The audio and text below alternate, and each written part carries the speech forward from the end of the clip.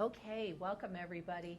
So for those of you at home, I know today you were asked to create a value scale using your 3 graded pencils, HB, 2B, and 6B. And you should see a clear transition from light to dark, which is controlled by the hardness of the graphite and also by the pressure you apply. So it's a combination of those two. We're going to create an abstract design to go with that. And this is the one I have started. I'm going to show you how to get started on this. Since we drop on Friday, I'd like you to work on this, get started on this tomorrow, Thursday, and see if you can get about halfway through if possible. So what I did before I started this was I just worked out 4 different quick ideas for abstract shapes. And I did it on square paper, so I'd have these little square thumbnails. If you want, take a fresh piece of sketchbook paper and just create, a few squares. They don't have to be perfect, maybe 4 of them, and play around with interesting ways to break up this square shape. The goal is to turn it into at least 8 new shapes, okay? So you could start maybe with a curved line. You could continue a curved line through that. You can use a ruler to create some geometry, some geometrical lines. And it could be as simple as something like this. If you want, you can incorporate your initials and play around with that somehow. So my initials are BB. I've broken up the shape, but if I wanted to continue to break it up a little more, I could play around with doing that.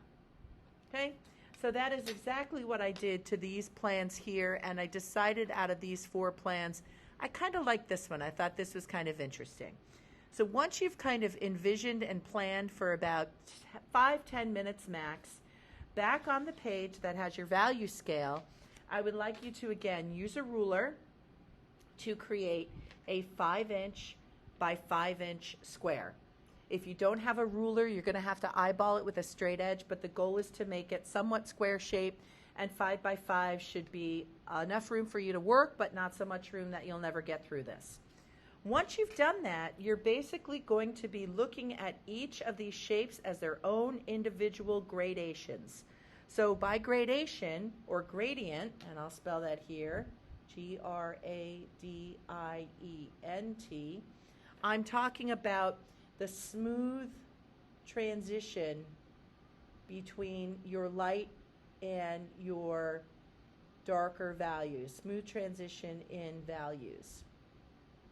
So you can see what I've done here is I've created gradients from dark to light, dark to light, dark to light, dark to light, doing them every which way. I'm differing the directions of them so that my edge still is maintained, okay? So for example, if I wanted to continue working my way down, I like to start with my 2B pencil. I've already done dark to light going this way, and I've done dark to light going this way. So maybe on this one, I will do dark, working my way up to light. So it's purely a random choice based on what looks good, what aesthetically is working to maintain a strong edge without necessarily seeing the lines, but just seeing the gradients of values. You may have to adjust the direction of your hand to accommodate the shapes. I tend to like to do my edge first to get a nice clean edge, and then I will gradually start to work out a gradient. So you can see by just using my 2B pencil now, I'm able to slowly lighten my pencil. And as I work my way out even more, I'm going to continue to lighten it. Don't rush. Don't get sloppy on me. Just take your time. Work out those values nice and evenly the best you can. If you apply them evenly initially, they'll be a lot easier to blend with your tortillon in a minute, which I'll show you. And maybe for this very tail end of my lightest area, I might transition over to my HB, which might provide me with slightly lighter values.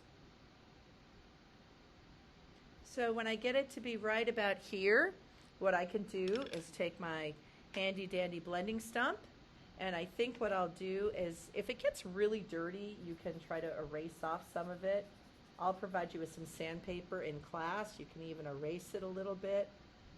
And I'm going to start kind of in my mid-tones, and I'm just going to very carefully smooth and blend some of those gray values.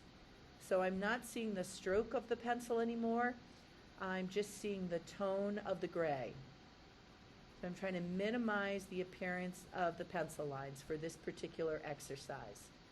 Sometimes we want the lines, sometimes we need the lines, but for this we're focusing just on transitions of values in the form of gradients. So you see what I did there? As I was able to create a pretty strong gradient.